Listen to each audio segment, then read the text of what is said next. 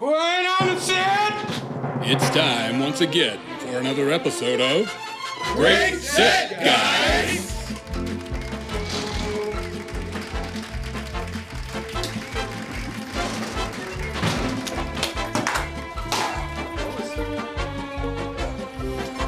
Man. Oh. Chuck! Paul, what's up, buddy? You know, man, just fucking doing a thing. Welcome back to Great Set Guys. Great Set Guys. We've had some good bands on the show. We've had some bad bands on the show, right? Yeah. We've had, the ratio's like 3-2. Yeah. But I seem to remember there's something about that guy Tim that I don't like. Who's that guy Tim? Oh, don't worry about him. There's just He's something. all right. He's harmless. Something in my head that tells me He's all right. There's He's all right. something wrong He's with a him. friend of the show. he's a friend of the show. Friend of the show. I feel like he's trying to take it over. No. Could that be what it is? No, Paul. No, I think it's just you're having memory issues. Okay, it could be. I'm getting older. When you get to that age, Bastard. it just starts slowly going downhill. Memory's the first thing to go. There is something I want to talk to you about. Yeah. As you know, I'm an expert on a great many things. Okay. Right? Sure. You know that. I know. Yeah. Because it didn't sound convincing at first. So- No, Paul, you're an expert All right. on All right. fucking everything. Thank you. Yeah. Thank you very much. That's it. So I've been thinking about cryptids. You know what cryptids are, don't you? Chuck? Yeah, absolutely. Yeah, no, that's like like Mothman. Yeah. The Chupacabra. Exactly, right? things like that. Yeah, and yeah. You know about Ethel, right? They've been looking for Ethel in the Pacific Northwest and other places for a long time, right? Yeah, Ethel. They've been trying to find Ethel. Ethel. You haven't heard of Ethel? Ethel.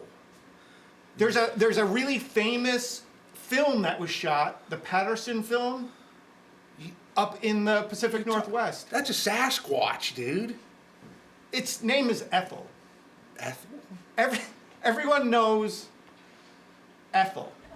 Oh, and that's why they're trying to find They're Ethel? trying to find Ethel. So that Ethel is the Sasquatch? I don't. What's this word, Sasquatch? I don't know what you're talking It's the about. big, 8 foot, It's called Ethel. Man. It's called Ethel. Called Ethel.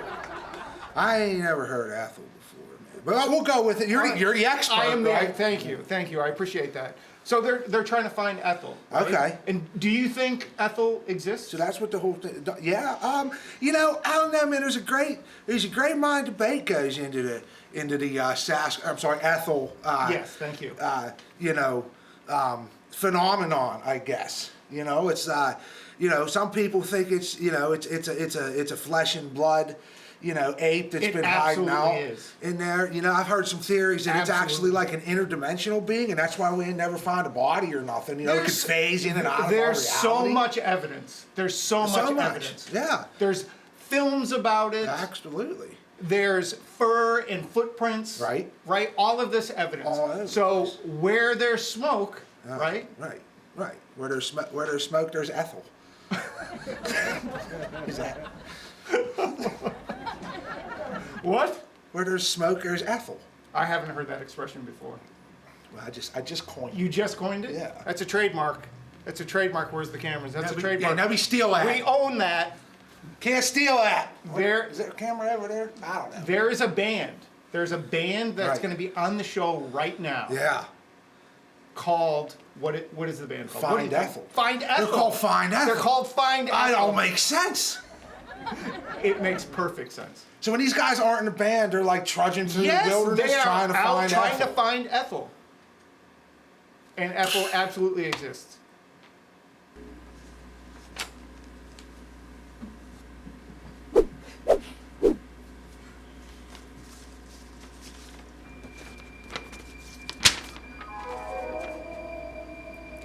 Don't look, Ethel, they're flashing us. A smile often hides a heart that's breaking. It's a soothing balm when a heart is aching. A smile often causes another's heart to race, pouring a little joy onto their unsmiling face. It's always difficult to experience pain and sadness when all around others are displaying gladness. A smile, can be a cold drink on a sweltering day that we've freely given while expecting no pay.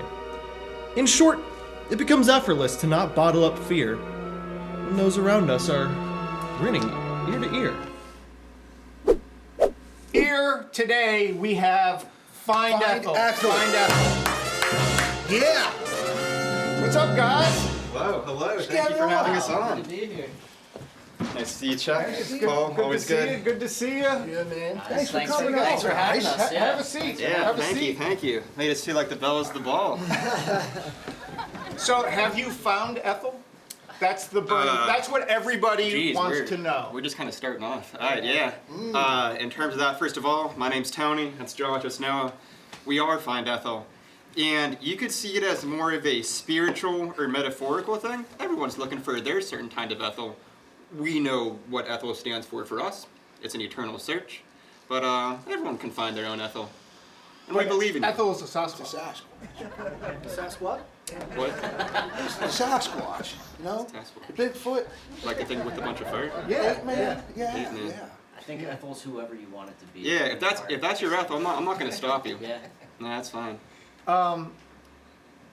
Do you think that punk rock is the way to find Ethel? I'm letting Noah take that one. I mean, I think it can be. There's also, I mean, you could look at 80s pop at the same time. Very too. true. I think that's, Cyndi which is where we Lauper. get a lot of our We do listen to a lot of inspiration. Cyndi Lauper. You listen to a lot of Cyndi Lauper? We don't, Yeah. to be honest, we don't listen to that much pop punk music that much. We're definitely more into like 1980s pop music. Yeah, but you guys are like 14, so how would you even know about music from the 80s? Old guys like Chuck and I know about the 80s because we were there. I think I can solve this one. So the reason that we do play in a pop punk band is all of us had older brothers and sisters in the 1990s. That's true. So Okay. through that, whenever we were growing up, and you know, your older siblings are always very cool, even if they're not. You listen to some cool music, and so yeah, that's how we kind of latched onto that late like 1990s skateboard pop punk. But if it was up to us, we'd be a 1980s pop band. So, but isn't it up to you? Is there someone telling you what you should or shouldn't play? Couldn't you guys just decide right now, right, Chuck? Yeah, well, you work with that Katsuli record label. They tell you what to do all fucking time. All right, quick time out.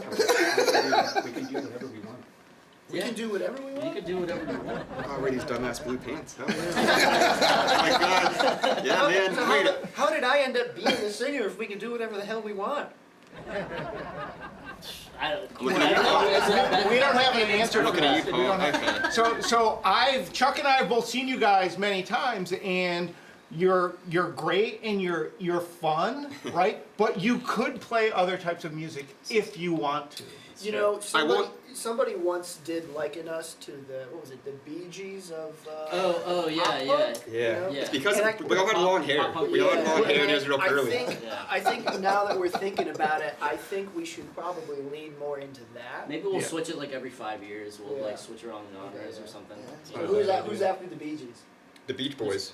Yeah, well, yeah, we gotta go. I love Beach Boys. He's got I a love the nice Beach Boys. falsetto over there. Dude, Josh does. Yeah. We're not even joking about that. Josh does have a nice falsetto. Yeah. Yeah. Man, voice of an That wasn't a good example. It's pretty good though. All right, you be the singer of the band. I'm not. No. We tried that once. Yeah, it And went then very and then we poorly. stopped The it. band actually started with Noah and I living together in a house in Millville. Because Okay. Noah and I were in a previous punk rock band. And it was a good time. It was definitely fun. Everyone was very nice. They were kind. But Noah and I knew we kind of just wanted to go a different path. So Noah and I were like, all right, in 2017, let's just quit and get our own house in Millville. And then Noah and I did that, started to work on some songs. We knew we had to be a three-piece. No way we can have more than three, throws everything off. Yeah, and so- any band with like say 10 or 11 members Shut your Oh, dirty is mouth. the I will say, dumbest thing. We do in have the heavy world. respect for ska bands. Josh Yeah. Josh was in a sweet ska band up in New York. I Whenever was he, for- yeah. Oh, I'm not familiar with that genre of music. Ska. Ska?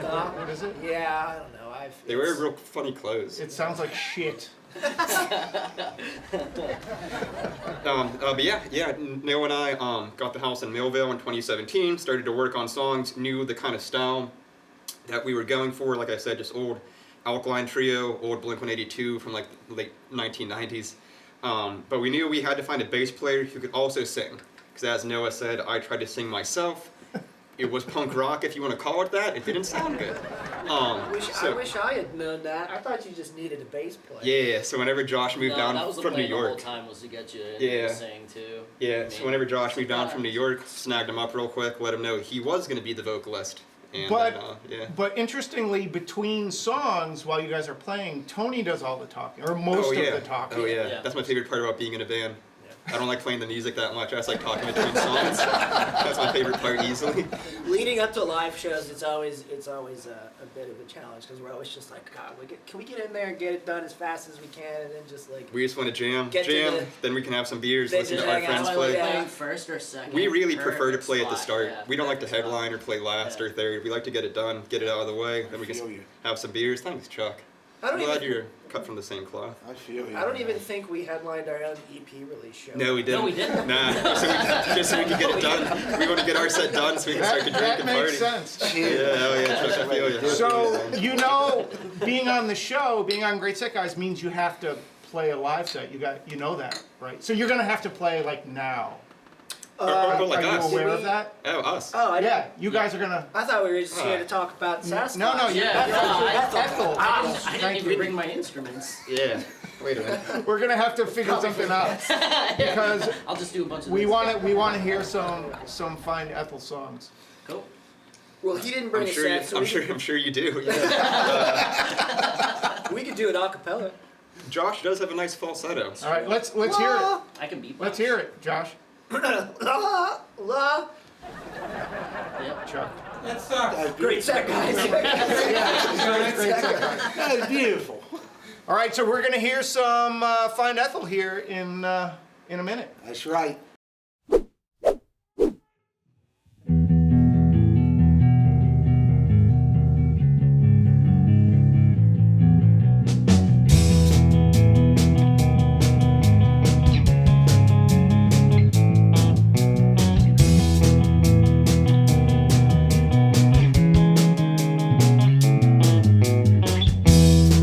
We were the perfect match.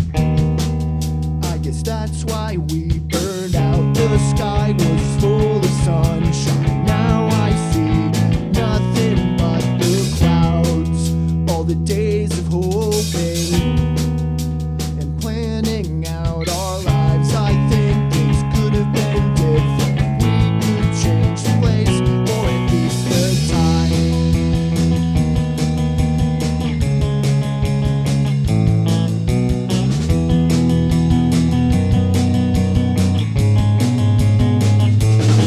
I made a project list of things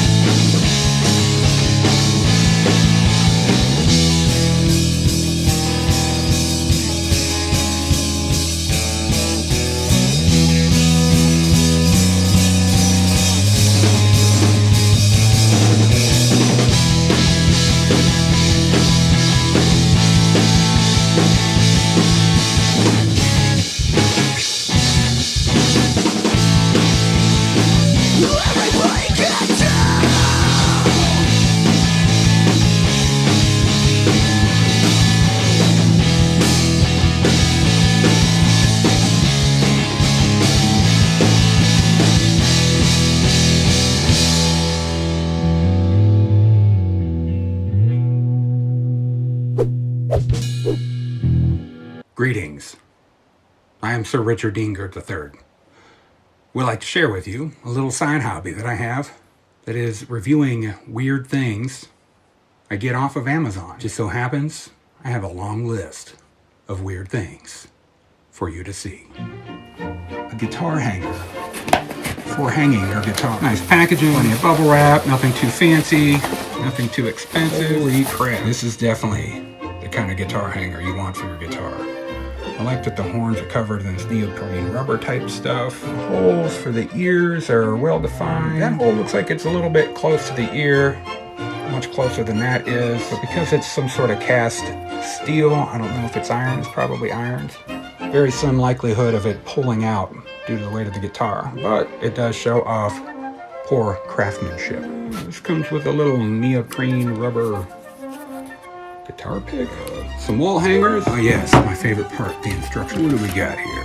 Packing list. A hanger, the neoprene guitar pick. Ooh, I like the wall. If you hang the electronic guitar, please stick the protective pad on it. Oh, well, some assembly required, I guess. Anyway, it's pretty cool, and I think it'll add to the overall riz of my living room, where I plan on keeping it. So far, so good. Put away my dangerous knife. What else we got here?